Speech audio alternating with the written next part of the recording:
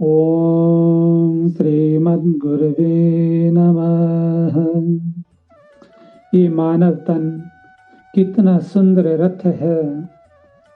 इसके पहिए भी साथ हैं और घोड़े भी साथ हैं। इस तन को हाँकने के लिए सारथी भी साथ है। कितना सुंदर है ये मानव तन, जिसके बुद्धि रूपी सारथी इस तन को हाँकने के लिए निरंतर कार्य करते रहते हैं। ये तन सही पथ पर चलता रहे, जरा सी लगाम ढीली हुई तो रथ डगमगा जाता है। अतः सारथी, ये बुद्धि रूपी सारथी सदैव सजग रहना चाहिए।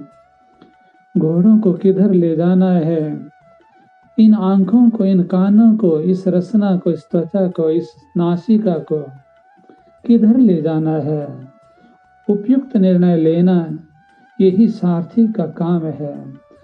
अतः सारथी सदैव सजग चाहिए। लेकिन अपरिचित गंतव्य है, अनजान पथ है, अनजान मंजिल है, मार्ग का ज्ञान नहीं, तो ऐसे में कोई पथ प्रदर्शक चाहिए, मार्ग को बताने वाला चाहिए, कोई गुरु चाहिए।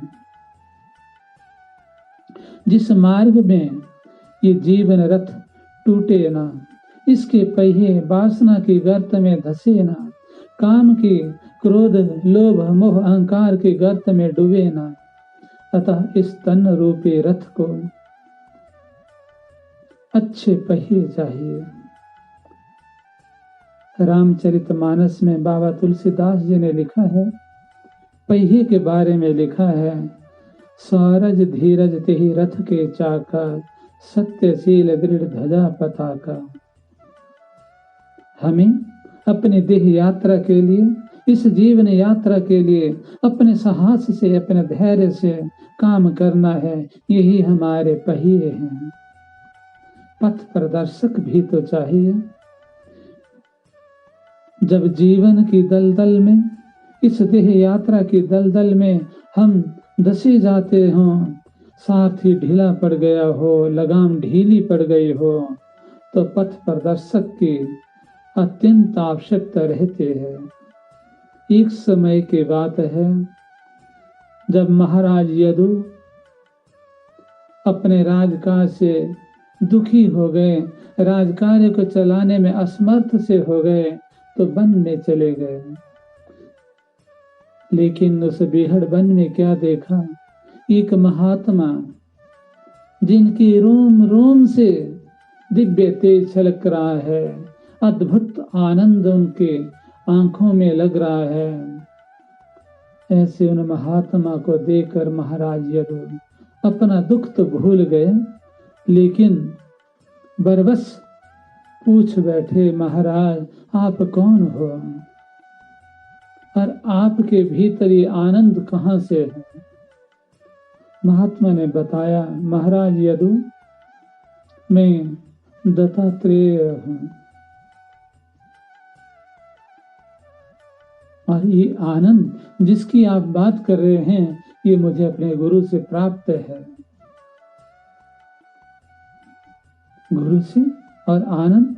हाँ महाराज यदु, मुझे अपने गुरु से ये आनंद प्राप्त है।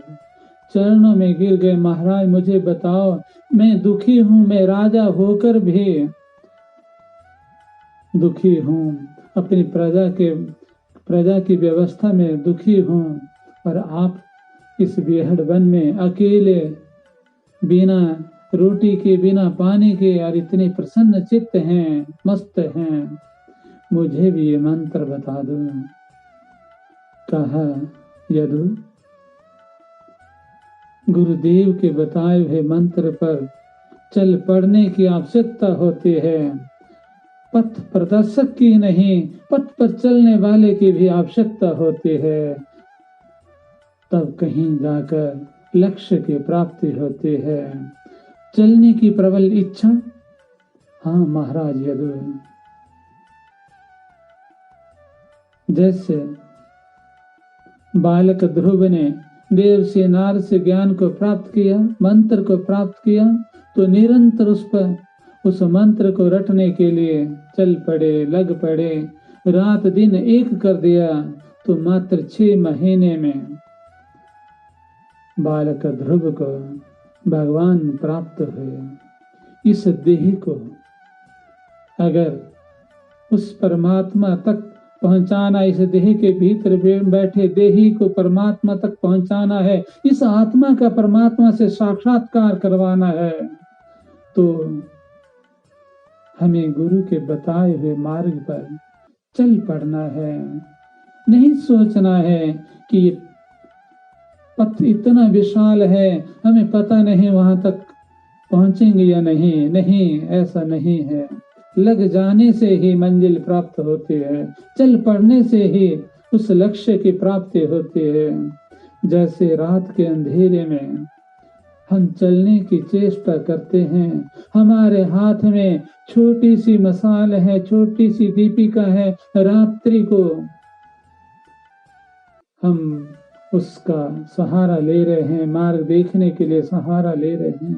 लक्ष्य हमारा दूर है, हमारा गंतव्य कोसों दूर है, तो क्या उस ज्योति की शिखा हमारे पांव से लेकर उस लक्ष्य तक पहुंचनी चाहिए?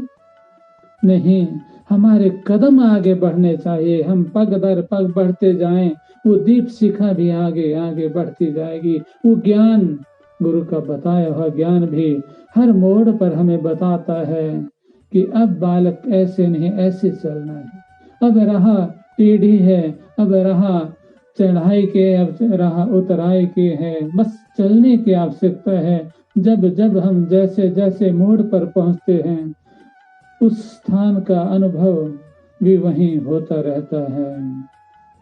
हरि ओम।